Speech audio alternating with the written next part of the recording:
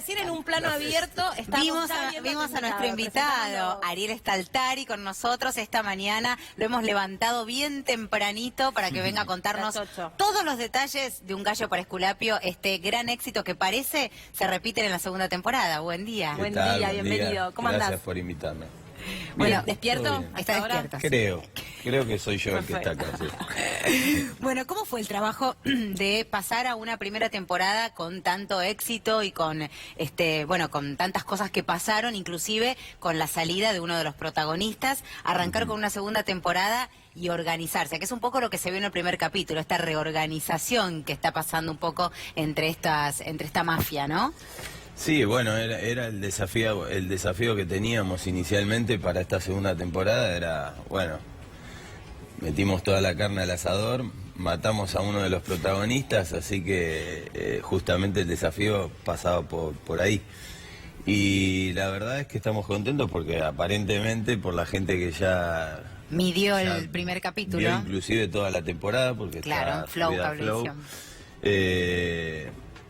Aparentemente no se siente esa ausencia, y es que en realidad, digo, aparentemente nosotros lo sabemos muy bien que no, porque en cada capítulo y en cada personaje está más vivo que nunca Chelo Esculapio, así que claro, en ese sentido creo que pudimos resolverlo bastante bien. ¿Qué cuenta Un gallo para Esculapio?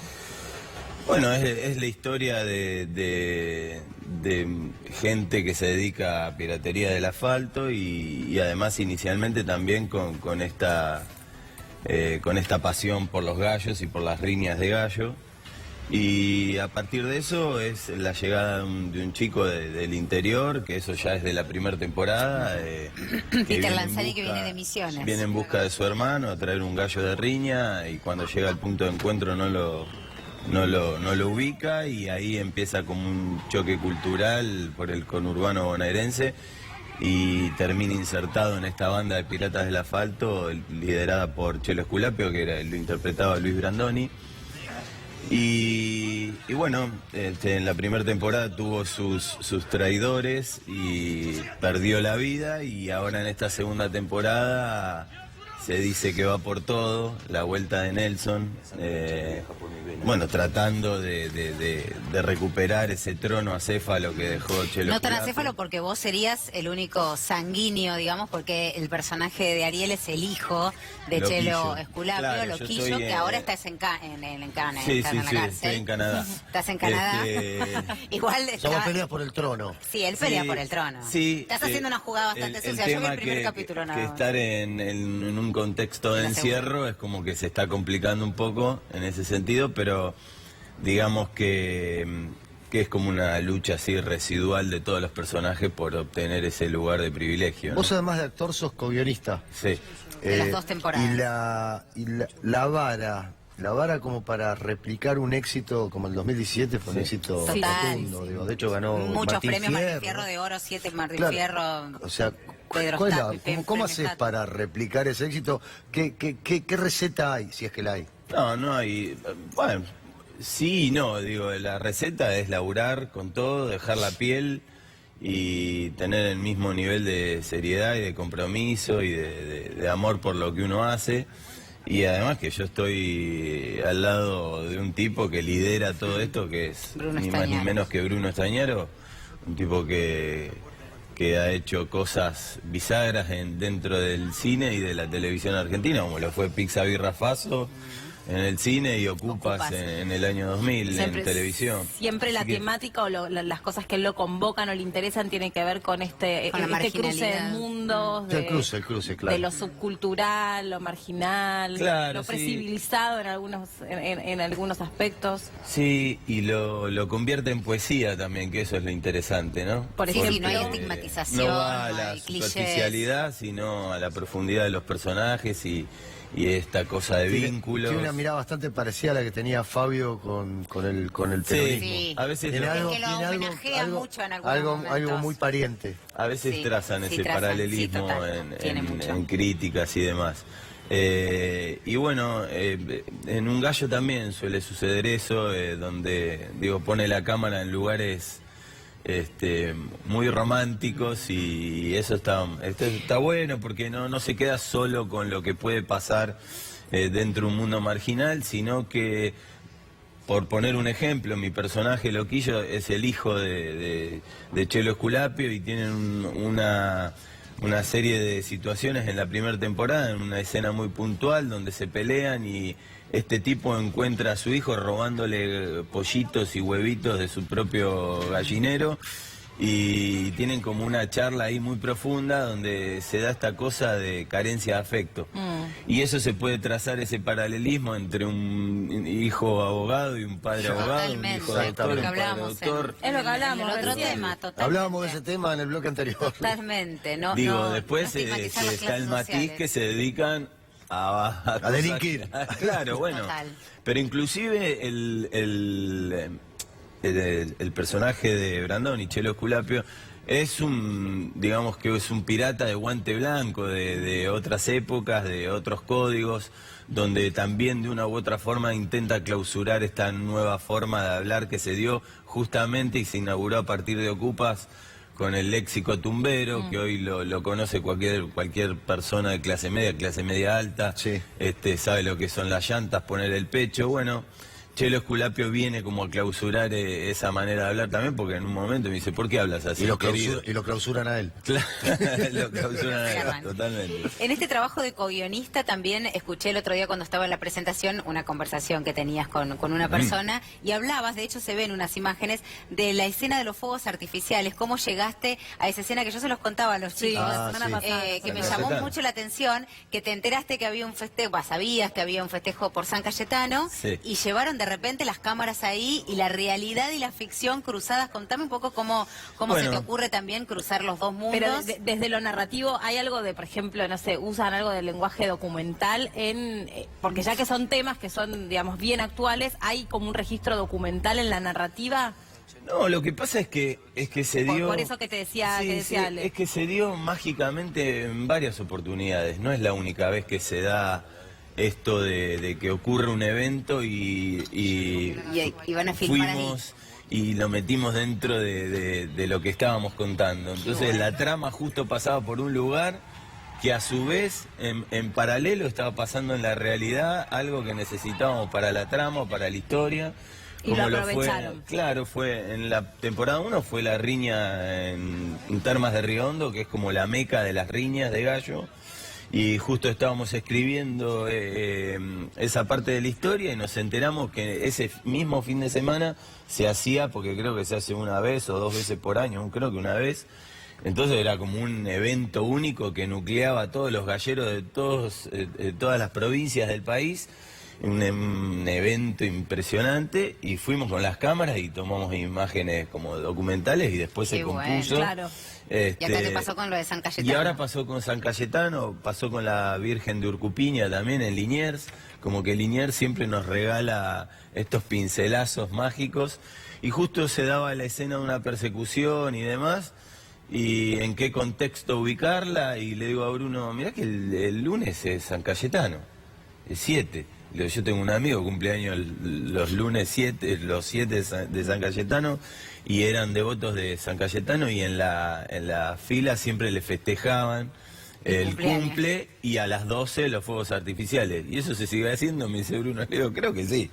Averiguamos y fuimos y lo hicimos, y hoy está como parte de uno de los capítulos. Maravilloso. ¿Y qué trabajo hacen de preproducción como para esto de conocer del lenguaje tumbero, de las riñas de gallos? O sea, ¿cómo se van metiendo para poder después transmitir de una manera tan verídica, claro, tan verosímil en verdad, no verídica, este tipo de... Y bueno, un trabajo de investigación en todas sus áreas, y nos metemos en cada víscera de cada lugar, y tratamos de entender la psicología, la manera de hablar, tratamos de llevarle mucha verdad al guión. Claro.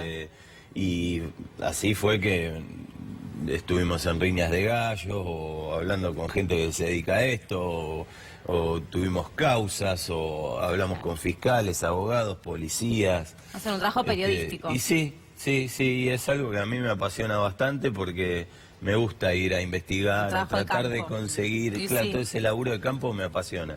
El guión Fue lo- así que arranqué al lado, perdón, ¿no? Digo, así sí. fue que arranqué mi proceso al lado de Como Bruno escritor, en este como proyecto, guionista. y en ese ida y vuelta, un día me propuso ser el coautor de esta serie, y después empecé a escribir. ¿Y Claro, ya mi eras laburo. actor o, Sí, o te- sí. Sí, yo arranqué en el año 2000 con él, siendo uno de los 4 protagonistas de Ocupas. Ah, ok. Pero ahí no eras guionista. No, siempre O sea, actuando. Primero Sí, con...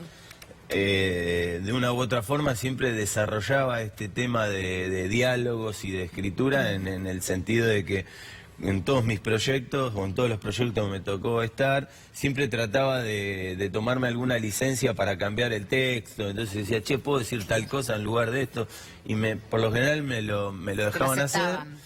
Y estaba desarrollando algo que yo, para mí era inconsciente y que Bruno supo ver ahora en este tiempo, y hace ya 4 o 5 años, 5 años y pico que estoy escribiendo al lado de él. Ariel, transitaste la primera temporada ya sabiendo de tu enfermedad, que tengo entendido. ¿Fue la primera o sí, fue finales de la primera temporada? ¿La ¿En qué primera momento? temporada de Un Gallo? Sí, No, ¿en qué no, momento la enfermedad transitaste? fue en el año 2000. Por eso, Sí. pero ya estabas curado cuando Sí, hiciste sí, la... sí, sí. Pero ¿De ¿por qué qué? estamos hablando? Porque... No, Claro, tuve porque una también LLA, estuvo una bastante- linfoblástica aguda, una leucemia, que yo estoy hablando mucho de ese tema últimamente en muchas entrevistas, que me curé en el año, o sea, en realidad en el año Supimos mucho 2000 después. hacía quimioterapia y tratamiento Claro. ambulatorio mientras grababa Ocupas. Ocupas. Bueno, la gente no lo sabía, no tenían por qué, el entorno tampoco, mis compañeros de trabajo tampoco. Con el paso del tiempo, hoy que tengo como un reconocimiento un poco mayor, digamos, hizo como un poco de ruido que yo dijera que la enfermedad que tuve y que compartiera este sentimiento. El sentimiento en el sentido de tratar de poder Sí, generar concientizar. una conciencia o poder ayudar o poder generar una empatía con el que la está pasando mal para reflejarse y para ver que se puede, que se ¿Pero puede fuiste salir. criticado al respecto? No, para nada. pero para sí nada. fue una Lo que elección, pasa una que- elección particular no contarlo en el entorno mientras inclusive estaba trabajando, y eso sí, claro, llamaba la atención. O sea, ¿a vos te sirvió ese método, tenerlo, guardarte Sí, la no es situación que- para vos, para tu entorno más Es cercano? que yo venía de otro palo, de hijo de comerciantes, nada tienen que ver con el arte. Entonces no sabía qué se podía hacer, qué no se podía hacer, y también un poco por temor, por prejuicio del que me limpien del elenco, o que me saquen de la historia, no sé, cosas, sí. fantasías mías, no porque sucediera o porque tuviese la certeza de que sucediera. Decidí reservármelo, después lo dije, lo que pasa que no tuve la repercusión que tengo ahora por esto de este proyecto hermoso, que fue un antes y un después para mí. ¿Y qué pensás que le atrapa al público de esta historia en particular, o de poder husmear o fisgonear sobre mundos de los que muchos no pertenecen? Bueno, justamente eso, ¿no? Ser fisgón, uno lo es por naturaleza, entonces como que abrís una endija y podés espiar todo este mundo que mucha gente lo conoce y le es familiar, y tanta otra gente no lo conoce, y entonces, pero a la vez le llama la atención cómo es, y entonces, digo, se instalan detrás de una pantalla sabiendo que no hay ninguna bala que los vaya a rozar, ¿viste? Claro, claro. Sí, es un universo apasionante. Y además porque esto también, trabajamos mucho también en lo que son los vínculos y los personajes y las emociones de cada uno de ellos, entonces de una u otra forma siempre se genera una empatía con el televidente o el espectador. Yo soy muy seriada, veo muchas series por año, por cada Soy muy mes. seriada. Sí, Vos estás súper hecha en seriada. serie. Hecha en serie, además. ¿Qué le puede pasar puede haber una próxima tercera temporada? ¿En qué lo están manejando? Porque a nivel mediciones va perfecto. A nivel venta, me contaste que lo vendieron Sí, inclusive lo a vendieron México. a México, sí. O sea, es una serie ya con una primera temporada muy exitosa. ¿Cuándo se plantean una tercera temporada, o si ya se la plantearon? No, bueno, la posibilidad de que sea una tercera está y Está. es firme y puede llegar a suceder, pero bueno, acá en este país nunca se sabe, o sea, En este país nunca se sabe nada. inclusive, Pueden pasar cosas. inclusive luego de la primera temporada, que fue muy premiada y demás, también estuvo como Como en duda la como en segunda. duda la segunda, finalmente se Creo que hizo. por el billete. Sí, por un montón de factores, ¿no? Y porque a veces también la temática se desgasta, supongo yo, por ahí no tienen ya tanto sobre lo que No porque el público es muy atrapante el tema que tiene que ver, los temas que tienen que ver con estos, con esta Claro, marginalidad. viste que a veces, no sé, eso decinos vos, pero yo escuché mucho como que, o sea, según avanza la historia y vos vas a hacer una tercera temporada o cuarta temporada, nunca son buenas, nunca rinden. Siempre se dice de la segunda. Que se desgastan. Sí, la segunda, eso, la segunda nunca la- son sí, buenas. Salvo el Padrino, salvo el Padrino. No, Los Sopranos también mantuvo No, hay sí, varias, sí, pero estamos hay aquí, varias igual Los Padrinos es que una película, mantienen no es como serie. un Por nivel. eso salvo el Padrino, digo. Es película, no serie. Cuando vos tenés un contenido trabajado, desarrollado y en profundidad, con mucho laburo, con mucho detalle, con mucha sutileza, como suele ser el sello característico de Stañaro, Sí, es El problema no es es, que- no el es de problema es cuando soberbia, estirás. pero es muy difícil que no termines anclando la historia en bases sólidas. Después que guste o no guste, Es es otra otra cosa. historia. O sea, el problema es cuando estirás. El problema es cuando Claro, agarrás una cuando- serie, la haces de chicle porque Exacto. para ganar billete y no sos leal con con lo que querés decir, no sos cronista de tu tiempo, las cosas que le pasan a Totalmente, todas las personas. nosotros somos muy fieles a la historia, Por a eso. lo que la historia va pidiendo. De hecho, matamos al protagonista. Sí, total. Entonces, Sí, vale. entonces, viste, es como que no tomamos determinaciones como pensando desde el negocio Por eso. o con algún tipo de miserabilidad. No, en de hecho ese no tiene sentido. un canal de aire que ponga los capítulos, el proyecto sale igual por Claro, por canal ahora de la- De cable. hecho, soy uno de los coautores y no es que me pongo en todas las escenas. No solo perdiste el trono, además perdiste el trono. Además perdí el trono, así que y me mandé Y estás engallolado, estoy ¿Y engallolado. están trabajando ya en boxes sobre alguna otra historia, aunque no nos anticipes de qué, o alguna temática que particularmente quieran empezar a... Y nosotros formamos un gran equipo autoral, con Bruno a la cabeza, después está su mujer Ali, su hermano Gabriel Estañaro, Juan Bautista Estañaro, también un gran toda la familia cineasta, también colaboró en los guiones. Digamos que somos un gran equipo con muchas ganas de seguir hacer desarrollando otras cosas. De hecho, hay posibilidades de hacerlo. Bruno también tiene así como en mente otras cosas a nivel personal, así que sí. Vos seguís proyectos. escribiendo, por ejemplo, en tu casa, así en tus tiempos Y libres. yo sí, seguís doy escribiendo. clases en Martínez también, en la Biblioteca Popular Bernardino Rivadavia, aprovecho y lo digo. Muy bien. Estoy dirigiendo 20 obras de teatro ahora con mis alumnos, que las van a hacer en diciembre.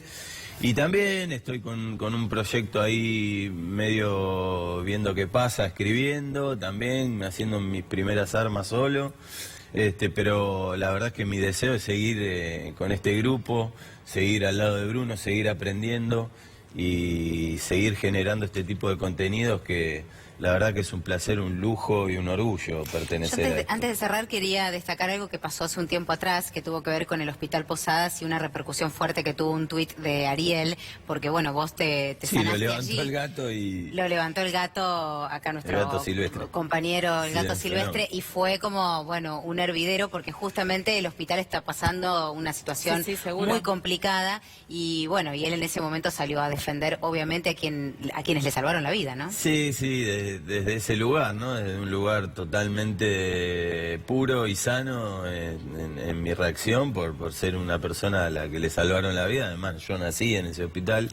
Entonces, al escuchar algunas voces de gente que trabaja ahí y de médicos que me salvaron la vida y que siguen estando, traté de colaborar dando mi testimonio. Después, Además, uno de los lugares más atacados fue el departamento de quimioterapia, justamente. y bueno, viste, después todo eso también se empieza como a politizar, o te llevan para acá, te llevan para allá, la verdad que... No está mal, no es mala palabra. No, está bien, pero mi intención genuina nació desde otro lugar. Claro. Entonces, tampoco quería que se empiece a confundir la cosa, ¿no? Porque ¿Sentís la- también después de tal que te dice, no, mirá, este es así, Claro. este es así. Bueno, ya está. ¿Y en vos sentís la grieta entre actores K y no K y demás, como siempre Y eso están? se siente, sí, es como en el fútbol también, ¿no? Pasa en todos lados, pasa en el arte también, y eso nadie lo habla. Muchas veces te dicen, este es actor de televisión, este es actor de teatro. Uno es actor, o sea, el medio de vida después se verá, pero pasa en todos lados. Se tiende mucho a encasillar, a rotular en este país, es así. Y si haces de marginal, vas a ser un marginal toda la vida y no vas a poder hacer un Shakespeare en el San Martín. Y no es así. Bueno, Ariel, te agradecemos muchísimo que hayas venido. No, gracias a ustedes, se la recomiendo, mírenla. Eso. Porque veo que algunos no la miran. Yo mírenla. Sí, Tengo acá que el abuelo, iniciarme. porque el abuelo se queda dormido, ¿viste? Hay Yo tengo que despertarlo. iniciarme en un gallo para terapia.